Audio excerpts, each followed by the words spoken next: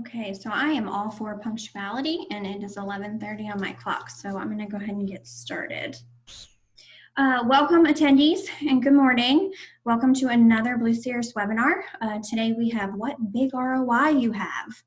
The presenters today will be discussing return on investment in telehealth, including hard revenue strategies and codes, to use, as well as quality improvement for a sustainable telehealth program. Today, we have a guest presenter, Carol Yarbrough. Carol is a healthcare compliance and reimbursement specialist, providing a unique background in legal, technology, revenue management, clinical management in both federal and state regulations.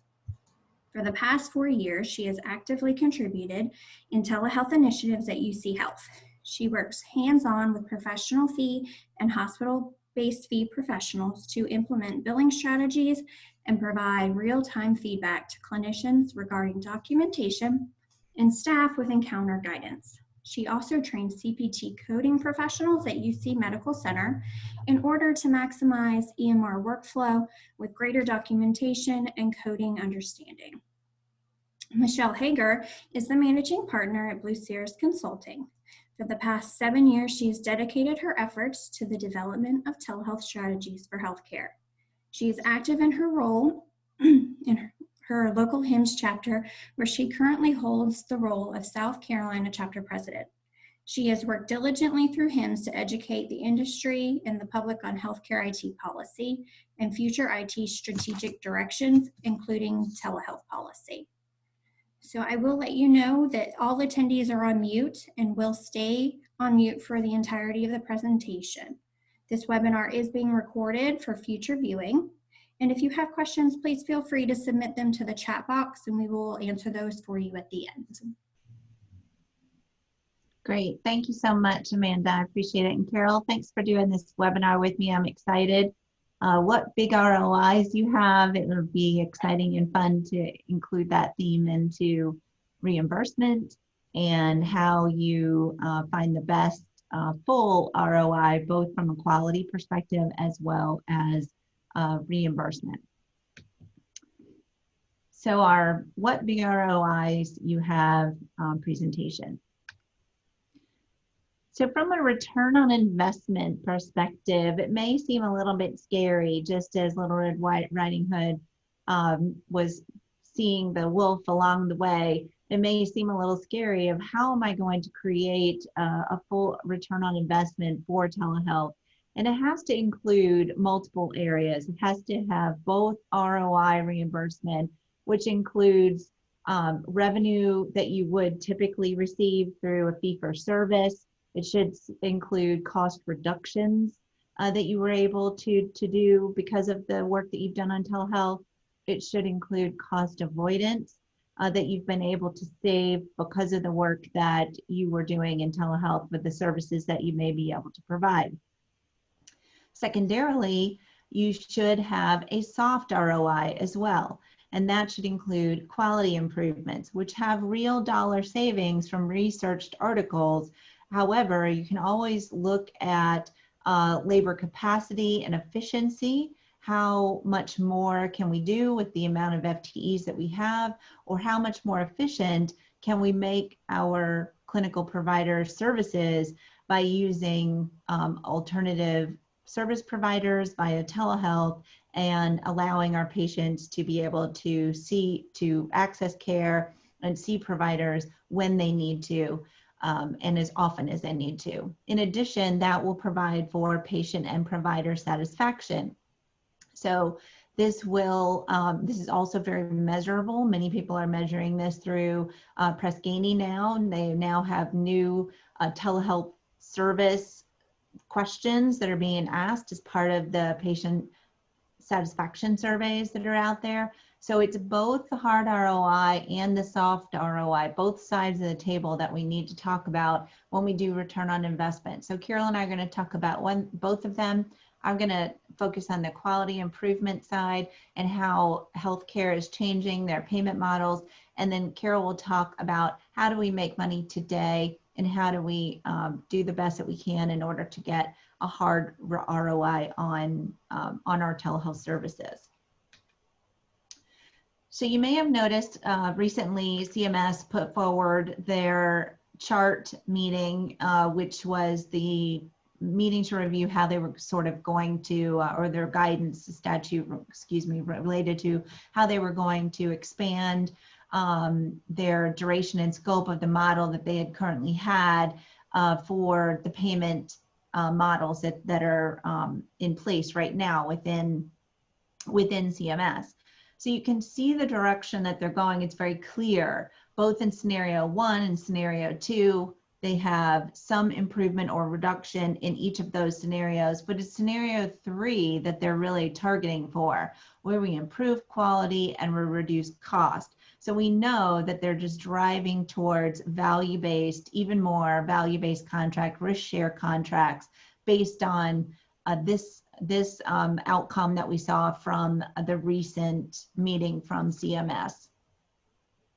We know from their new models with value-based medicine that they are shifting from the fee-for-service programs even more every day into value-based reimbursement.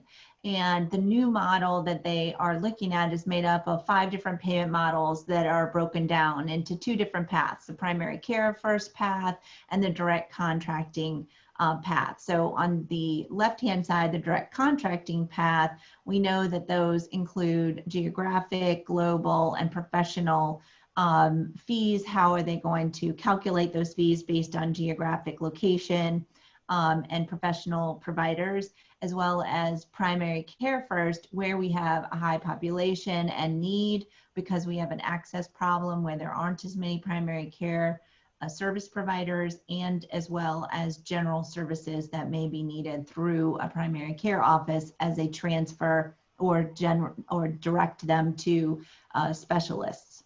So this information is very current. This is as of January. There are over 517 shared services programs.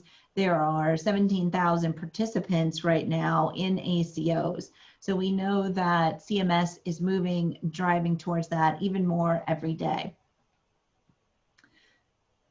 During COVID, we have seen the response via telehealth be astronomical. And I know I don't have to explain that to everyone on the call. We've all seen that. We've all been living that. But in terms of where this is taking telehealth, in the usage of telehealth, so we'll see this more and more, and it will be more and more included in risk share contracts and value-based contracts. We see the growth for telehealth could be as much as 250 billion annually as a result of the pandemic. We've of course seen the news with various telehealth service providers going public, getting investment. So we know that this is moving all the time and moving towards even more telehealth. We saw a 50% increase in primary care visits that were performed via telehealth, and 46% of patients are now using telehealth to replace the in-person visit. So this is all in the name of protecting everybody and reducing spread. But now that we've seen the capabilities in telehealth, we now can spend more time, and we now are all conscious, both providers and patients, of the ability for telehealth to provide as good a visit as you would have had in person. So over to the right, just want to direct your attention to that AMA projects that utilization in telehealth could be reducing ER visits by 20%, 35% of home health could be virtualized, 24% of outpatient visits could be virtual, and outpatient, 2% of outpatient visits could be shifted to the home setting. Now that's the AMA, and I think they definitely are being supportive of telehealth from those projections. I think we're also going to see even more than that in terms of percentages from my perspective. We'll see how the reimbursement will shake out over time, but right now we know that based on the data, we're definitely going in the right direction. So reimbursement challenges can feel a little bit like the wolf coming for grandma, that, you know, we're all sort of figuring it out. Are we even, you know, going to be able to charge for these services. We're not sure. Things are moving all the time. But from the latest information from CCHP, which is referenced in the bottom as well, so you can always go back to CCHP, and we show them in our references as well. The parity laws have been covering across the country, and 26 states right now have some kind of parity law, with 10 states proposed parity law currently in their legislature as of, I think this was January of 2020. So you may see some additional movement since then. So we know that things are moving towards some kind of parity, whether or not that's exactly the same amount of money or if it's a portion of based on the type of visit that it is. At least there's reimbursement happening for telehealth. And then we know that 50 states have some kind of reimbursement for live video in Medicaid in the individual states. So these things are moving in the right direction. Same for remote patient monitoring. So even though the wolf is coming for grandma, we know that we do have a significant amount of movement towards reimbursement. So one of the things that I want to make sure everyone does is doesn't create the wheel, recreate the wheel. So in this cartoon, you can see they're saying we're too busy, we can't even get your wheel, and we'll just keep going with our square wheel. So don't do that. Make sure that you take telehealth performance metrics that you're already tracking to be able to define the best soft dollar ROI. So take your existing performance metrics that you are currently measuring for the success of your visits, and apply them to a telehealth visit. Do you get the same result as you have in your face-to-face visits? Or do you have an even better result? Or do you have not as good a result? And if you don't have as good a result, dig into that, what's happening, because you should get at least as good a visit result as you have with some of the other modalities, face-to-face modalities that you may have. So don't recreate the wheel. Take your existing quality metrics and see if you can move the needle and be at the same or greater. That will help you move momentum. And there's also dollars that are associated with these performance metrics and improvements. So you can also calculate the, and they're referenced as well. So you can always calculate the dollar figure of improvement that you may have achieved based on that soft dollar ROI. Some examples of some virtual visit platform performance metrics that you may want to take advantage of on your HEDIS utilization, for example, any of your preventative screenings, et cetera, any of those values. These are examples of things to use. These are already in place that you're utilizing for your in-person visits, and just compare, as I said, how you're doing. So just some examples. Don't recreate that wheel. Some additional quality metrics that you could look at, but ARC is a great place to take a look at some options for quality metrics. The website is at the bottom of this screen, and we will post this webinar to our website as well, so you can always come back and look for this this website. But you can look at this and pull a whole bunch of different data. They are in fact looking at some best practice performance metrics related to telehealth, but this is a great place to go for the moment. So when Little Red Riding Hood gets to the house, she thinks it's her grandmother, but it's actually the wolf, and then the wolf is in her grandmother's clothing. So she's not sure what's happening, not sure what to do at this point.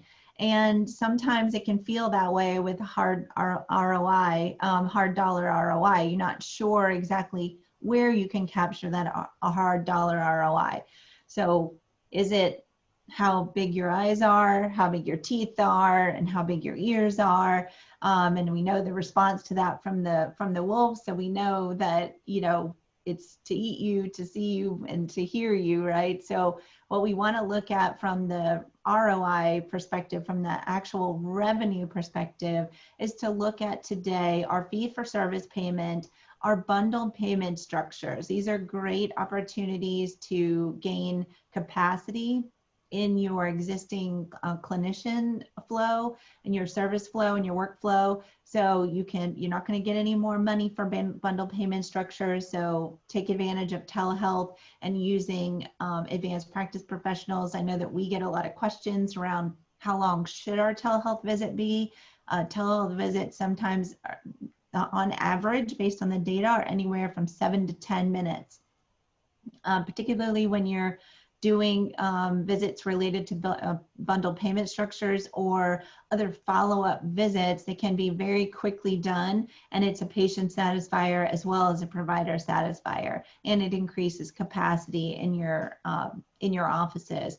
And when you're not bringing patients into the office, you can also reduce cost by reducing your footprint potentially in the future. You can also contract your services to other clinical facilities that may be in need of the services that you actually have additional capacity for because you've built it through the telehealth programs that you have. And you can get additional reimbursable care because of those contracted services. You also have the ability to receive downstream revenue from other organizations. So you could receive downstream revenue from your outside organizations that you may have, if you have a hub and spoke model, so you may have your organizations that are affiliated with your hub hospital, for example, or clinic. Then you can receive additional revenue from them from not only providing care like telestroke, for example, where you can allow them to keep their patients in their critical access hospitals, and you just support them from a neurology perspective. Or you could receive those additional downstream revenues because those patients are not leaking out and going to other organizations because you don't have the clinicians that you need to be able to do that service. There are some grant funding, of course, as we know, that's increased tremendously. So there are some real dollars out there for you to utilize for an ROI in reimbursement, but those are always tricky because they only get you a certain amount of money. So you need to think about the full cost of your programs that you may be providing. This happens to be a pro forma that we did for one of our clients. This is a behavioral health pro forma. And over the course of the 5-year period, we were able to demonstrate quite conservatively that over that period, over $6 million would be achieved both in soft and hard dollar ROI. That's hard dollar in the dotted line, in the hard line, and dotted line is the soft dollar ROI. This is a very reimbursable service. This is a very easily done via telehealth, and it allows you to increase capacity, increase provider satisfaction, and of course, increase patient satisfaction. So now that we've taken a look and we know it's not just the big ears and the big teeth and the big eyes, we now can talk a little bit about reimbursement and revenue and ways to make sure that you're capturing all of your revenue. So I'm going to turn this over, not to the wolf, Carol Yarbrough, but the Little Red Riding Hood, the sweet person that I know, my colleague, Carol. I'll turn it over to you to talk a little bit more about reimbursement. Well, thank you for that wonderful intro, Michelle. I'm sure you all heard the wolf barking at the very beginning of this webinar, otherwise known as Mitch, my border terrier. So what I'd like to talk about is just how things are going right now in terms of fee for service. And I have been doing quite a bit of data diving for our various ACO programs at UCSF Health currently, but not been very active with that since we're so heavily fee for service at this institution. So currently, for you coders out there and revenue managers and clinic managers, of course, you're all very well aware that during the public health emergency, things have gone to the Wild West. And since I'm talking to you from California, literally, one of the main things to know is when you're in various parts of your practice areas in a facility, there are different types of things that apply. So I'm taking this by practice area, inpatient, outpatient, and I'll just proceed through it. So currently, geographic site limitations are waived. We all know that. Initially, there were a lot of questions around, gee, okay, I'm using an iPad in the hospital and I'm not seeing the patient. I can't do a physical exam. You know, I just talked to the fellow on the telephone. Do I get to bill for that? And depending on the size of your practice, and if you're in a teaching institution, and even if not, these are relevant questions. Like I talked to the patient on the phone, but I didn't want to go in. We were conserving PPE. So CMS decided, well, if you're located within 250 feet of the main hospital, just like you would be for an outpatient hospital facility, outpatient clinic, if you're within that 250 feet, to quote Ken Kesey, what is it? You're on the bus or you're off the bus. So you're on the bus. So it's not telehealth. If you are speaking on a phone or seeing just the fellow via video or whatever, you're going to bill normally because inpatient is a little bit more fluid than outpatient, and you're going to bill for the time spent on the floor. So be really good about documenting time instead of the usual elements that a coder would look for, like history, physical exam, medical decision making. And if you're off campus or over 250 feet, if you're at home, speaking the colloquial you as if you are the provider, it's telehealth. Notably, what changed, inpatient admission billing codes are now allowed, crazy. Also, critical care codes such as 9929192. And if it is CMS, they would like the billing to go in on the 1500 with the CPT codes with a modifier 95, place of service 21, which is inpatient hospital. Now, most commercials are following that. Some payers want a GT modifier. Okay. Just to make it fun for your revenue staff and any kind of editing that needs to go into that system. So what's next? Post PHE, I did kind of hear yesterday in a phone call that the PHE will be extended after October 23rd, which would be, of course, it would make sense. But we're all kind of leery about whether or not Secretary Azar is going to sign that into effect. But post PHE, the originating site limitation does revert back to the original, following the HRSA guidelines, whether or not you're in a geographic limited area, whether or not the patient's at home or at an eligible site, because the home is only eligible for SUD and ESRD patients.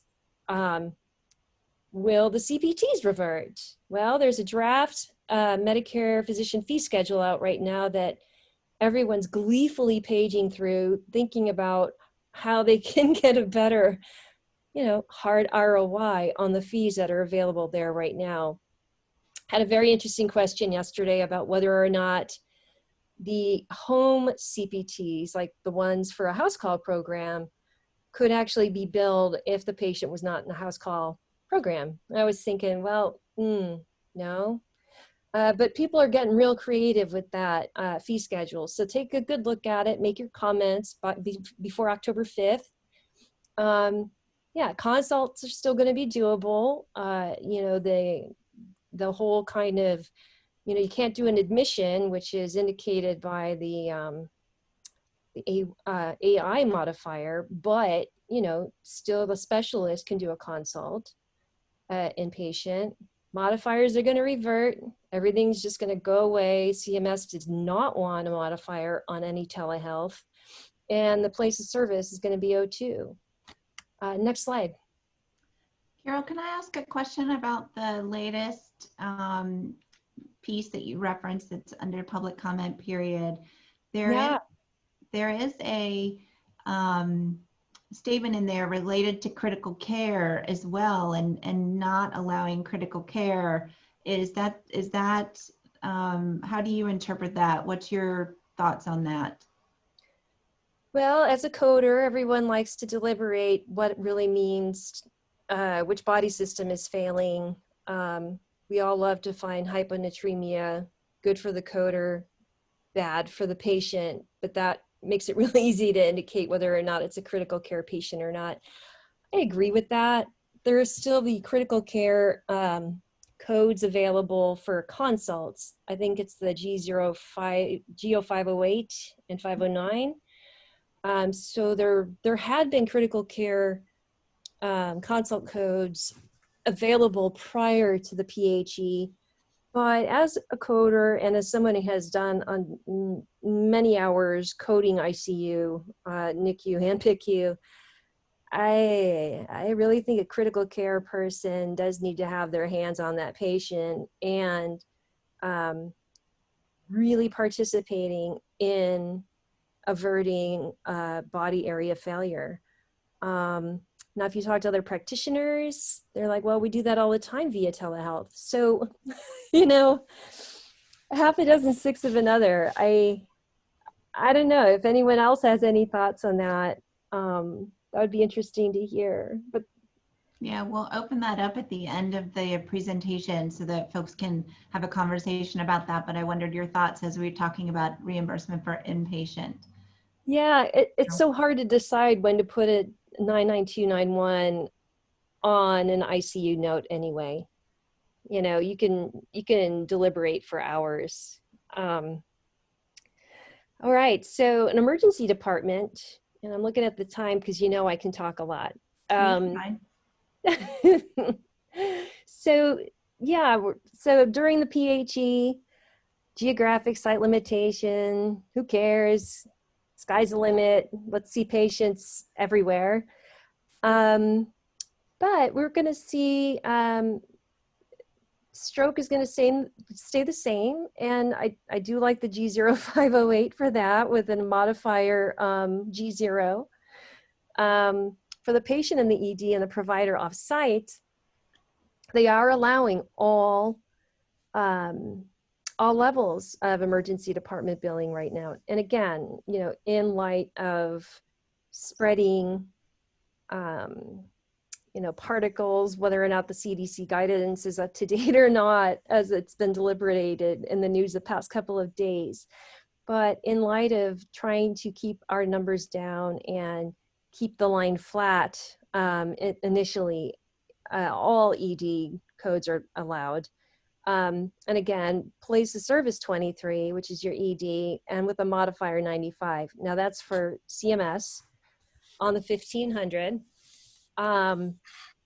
In light of billing for services for on the UBO4, I would believe the facility would, you know, code its own level of service as it normally does now. And again, that would be patients in the ED normally. There is an idea that if a patient called in for a nurse triage, so the nurse would be, or there would be like a nurse on site and then maybe pass the person over to a provider who would then decide whether or not the patient would come in. Then you would have, you know, like kind of a combo of the documentation you would think about. Just, I mean, just, you know, things you think about when you're trying to be creative about how to keep people safe. So that's what's happening now. And then post-PHE, again, the originating site reverts for non-stroke type services. As you've, teleproctoring or teleprecepting has been ongoing during the PHE, not requiring the presence of the attending provider. I'd always assumed it was okay. There was no mention of it in any of the teaching physician guidelines or the telehealth guidelines that you could not do telehealth with an attending and a student or a resident fellow. So it was interesting to see the teleproctoring or precepting of residents and such being mentioned in the Federal Register and then in the follow-up FAQs. I think it's great. If you're going to be there for the major part of someone setting a bone for a major procedure, and just pop in on video for that and pop out as long as there's someone else around in case something untoward goes on, depending on the element of risk that your provider is willing to take. Great. And especially great for lacerations. I guess it just depends on the service. If you're going to have to be there the entire time for a minor procedure and it's to stitch up somebody's knife, they were slicing a bagel. That's a good one. Bagel injuries. Stuck a knife in their hand. And, as long as there's no delicate tendons to separate out and you're stitching up a cut, having the attending there via video seems totally appropriate. So we'll see if that persists. I haven't really read anything about that or not. Probably in the interim rules, a comment period, it probably does say something about until the end of the PHE, but it'll just be interesting to see what they come out with for the future. And then, yeah, automated registration, we should be using that all the time anyway. I tend to go to the emergency department a lot. I had a very accident-prone child and a husband who's a plumber who's always getting gunk in his eyes, even with goggles on. And so we spent quite a lot of quality family time in the ED, and automated registration would be great. Automated waiting room would be great too. If I could register online and only show up when my appointment was going to start, I could not get coughed on by all of our other friends in the ED for other things.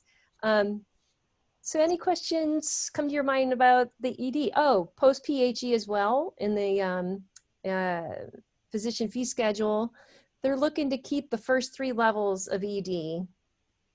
And I didn't know if that was, I think they came up with 3 categories. Category 1 is the telehealth code, CPT codes that have been on for years. Category 2 are some codes that they've added on because of the PHE that they think would be good to keep because they're similar enough to the codes that are already on the list.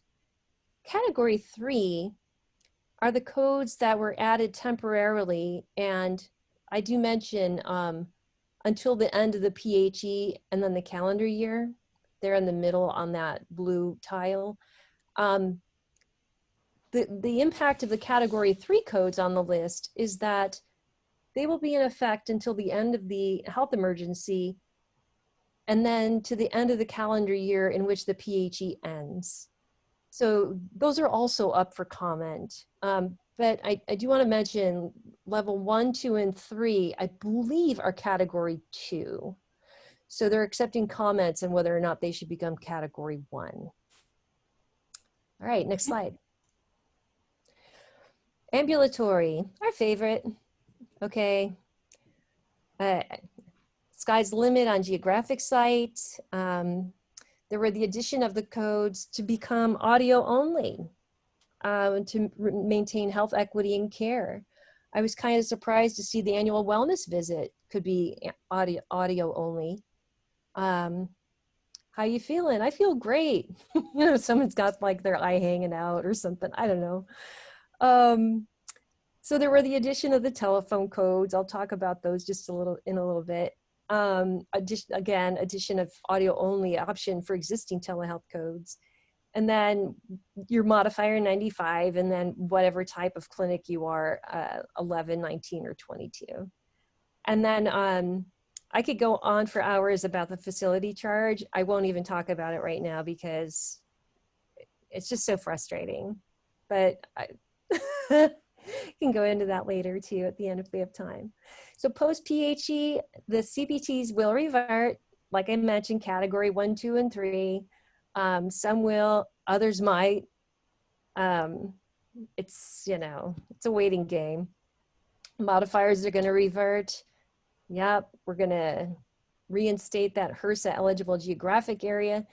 And I think I've mentioned a couple of times on other webinars that I've met Steve Hirsch, who's the very nice person who maintains that site. And I was like, oh, what else is he going to do? I guess it'll be time for him to retire. But he's done it. It's a fabulous site, and it's expanded all the time based on, you know, different changes and fluctuations in, you know, county lines, or, you know, just anything that changes population wise. And it works flawlessly. It's probably the best website I've ever seen for data. Anyway, and as I mentioned before, ESRD, home dialysis, and substance use disorder treatments will still maintain in the home as an originating site without any geographic limitations. And you meant the HRSA website when you were Yes. referencing, yes. Yeah. Steve he was a really nice gentleman.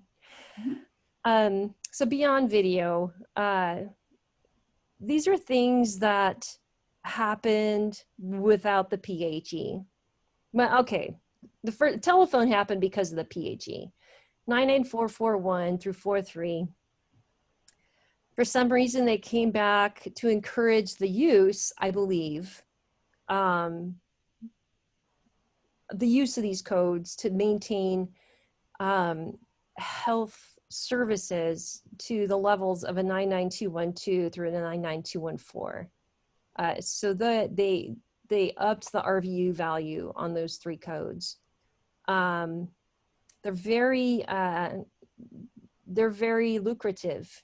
And in terms of health equity, I love it. I know there's questions about clinical applicability, clinical preciseness, but for a follow-up patient, why not get paid for a half-hour phone call? I don't know. E-visits, 99241 through 243. And then the qualified health providers that are non-MDs or an NP. These are also interesting. You know, it's a text conversation back and forth through an EMR or other secure portal, and they're time-based and MDM-based primarily.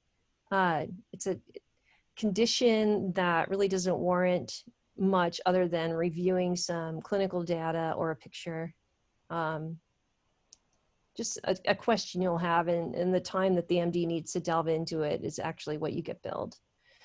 Brief check-ins, the virtual check-ins, these have been used more and more during the PHE. They pay about $10. But you know, you're getting paid for a very brief phone call, so why not? If you're not talking on the phone for the 5 to 10 minute limitation for the other code without MDM involved. So the brief check-in is like, how you doing? Are you okay? Great, talk to you later.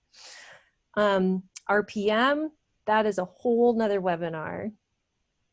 Won't even go into that, but there are decisions to be made about insourcing or outsourcing. Enough said. You all know what I'm talking about. Self-reported blood pressure monitoring, primarily for hypertension. So that's white coat syndrome. And then there's something else called, it's white coat and then masked hypertension. Like you're doing your blood pressure readings in an office and they're actually going down when you go to the doctor. So that was new to me. I thought it was limited to white coat syndrome, but then there's also masked hypertension. So I was schooled on that recently. So that was a good thing. Again, the originating sites, you know, you got to figure that out for your facility. There are PO and PN modifiers that are applied if you decide if you're going to register the patient's home as a provider-based department, or if the provider's on site and you extend the clinic to the patient's home, then the modifier goes on that too. I haven't quite figured out what it means. We should figure it out soon. We're 6 months into this thing. All right, next slide. And just to point out, you meant on the self-reported BPM, these are Bluetooth enabled blood pressure monitoring only, not self-reported, like I took it on my own. Oh, no, they're self-reported. For RPM, those are the Bluetooth streamed in, but the 99473, I believe, is self-reported. I can look it up while we're doing Q&A just to be sure. I'll trust you on that, but yeah, we'll talk about it in the end. We'll talk about that. Okay, facility providers, your PTs, OTs, SLPs, are respiratory therapists. During the PHE, they want you to still recover from your hip replacement. They still want you to recover your speech after a stroke, or if you've gotten a Botox injection, to help with something wrong with your, your larynx or anything. So these are billed out on the UB04. I believe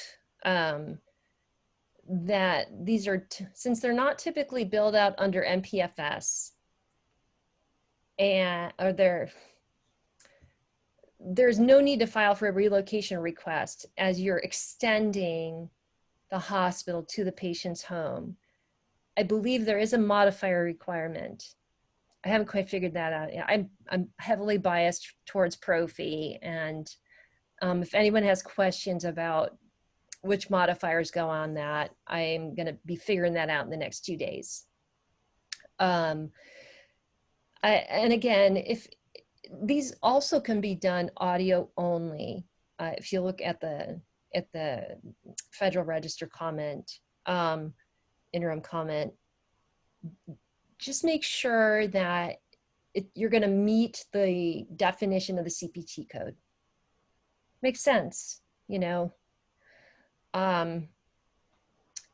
so yeah, that's for your therapists.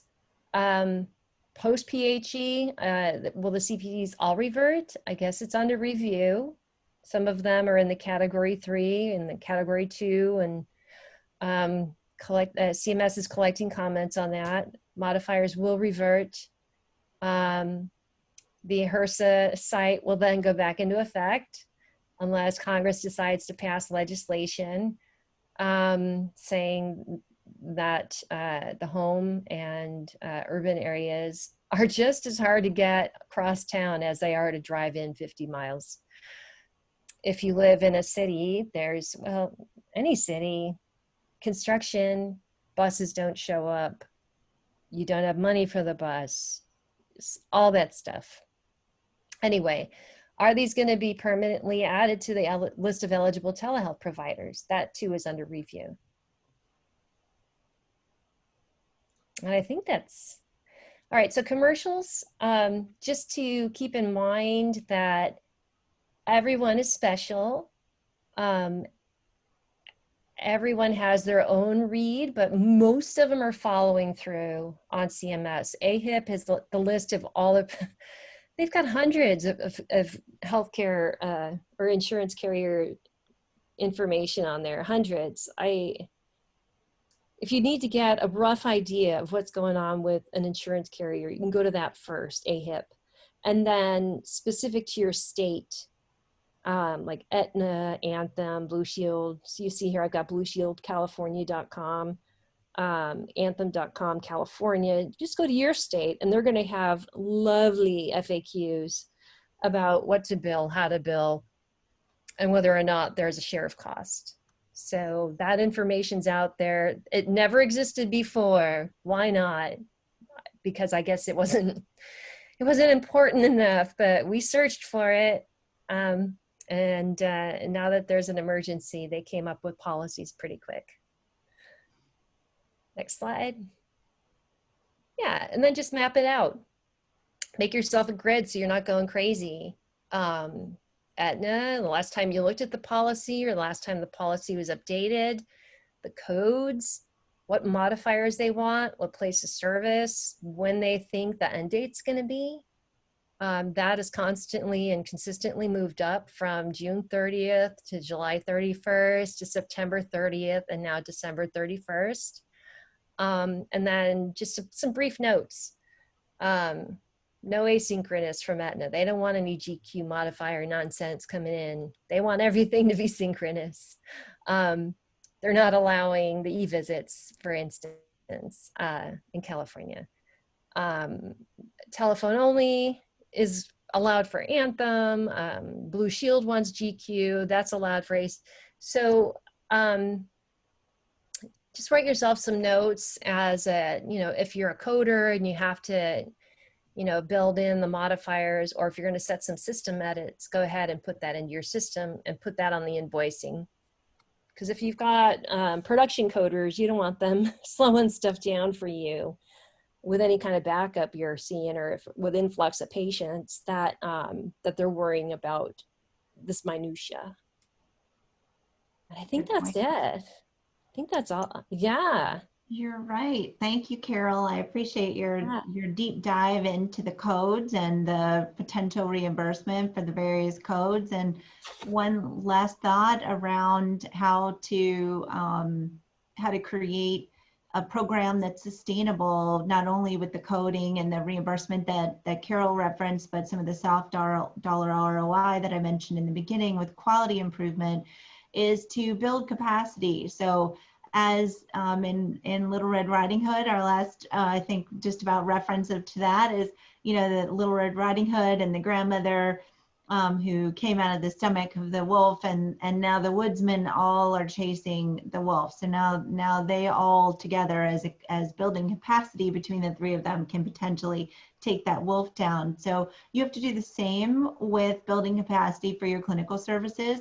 So finding telehealth and using it as a bridge for services that you don't currently have. So for example, if you have historically in your organization not wanted to use outside physicians, but you don't have that clinical ability in your organization, use a third party so that you can begin to look at how they service those patients, build your capacity for your ability to care for those patients, and then you can start and cycle over to your own providers. So take their ideas, take their process, use them to bridge over to be able to provide those patients that type of care in the future, and hire your own clinicians for those services. Telehealth visits do build capacity in your existing schedule. We have had clients who have allocated somewhere between 30 minutes and maybe even longer for a telehealth visit just to avoid the technical issues. But in fact, the average telehealth visit should be between 7 to 10 minutes. So the technical issues, if you're having those, or you need to put a lot of process in the front of it in order to deal with that, you should really look at your workflow, because they really should be around 7 to 10 minutes. And then we talked a little bit about this before, but reducing the overhead cost for real estate. As you look at your telehealth services, you may find that you need a smaller footprint for the clinics that you have, or even the hospital that you have. And you can provide access to specialty services via telehealth. So providing and building capacity in your ability to service the patients in your area, and use telehealth services to learn how to do it independently and operate independently, as I mentioned. Here are a few references that both Carol and I think are very helpful in terms of looking for codes for reimbursement and fee schedules, for even quality improvements. As I mentioned, we don't have the ARC reference here, but it is in the slide deck. You can look for it later, but CCHP is a great resource. If you don't already look there, you should take a look at the CCHP website for the latest and greatest on the legal implications in each state, what's happening with legislature in your state related to reimbursement and parity of payment typically, but it also includes sometimes provider types that are allowable and also special nuances by state. So I know there are several states where there's education requirements in order to be able to do telehealth. And obviously many of these things are different depending on if it's inside the PHE or outside the PHE, but it's always good to have these as references. Anything you want to add to that, Carol? I did briefly look at the 98473 and 474, and yeah, they're just self-measurements of the blood pressure over a series of days. So yeah. Questions answered right here on the webinar. Thank you, Carol. Yeah, no, I kind of like that one because you know, you don't have to have Bluetooth or Wi-Fi or anything like that. I guess, you know, your Walgreens battery powered one, and if it's okay with your clinician to use, that's going to be good enough, because really you're looking for fluctuations in blood pressure. Good point. Good point. I have Carol's contact information up as well as mine. You can also follow us on Twitter, Facebook, and LinkedIn. We share free information all the time, as well as on our website and our Knowledge Tsunami, where this webinar will be located. But Amanda, I'll open it up for questions for the little bit of time that we have left. Yeah, we'll stay open for a few minutes. If any of the attendees have questions, please feel free to submit them in the chat box, and we will answer those for you at this time. So we do have a few questions here. Oh, Carol put out the code in the chat box. So for those of you that were looking for the measurements for BP, as we talked about a moment ago, Carol put additional codes in the code in the chat box, so everyone is aware of that. And if there's any specific questions for myself or for Carol, we're happy to take them. We are planning to utilize, and you can see Amanda has copied that in for everyone. We will be doing additional webinars as we do throughout the year. And if you do have any specific questions related to coding, for those of you that may not know Carol, she is the person in the telehealth industry to talk to related to coding and reimbursement. Everyone knows Carol, and she does a great job.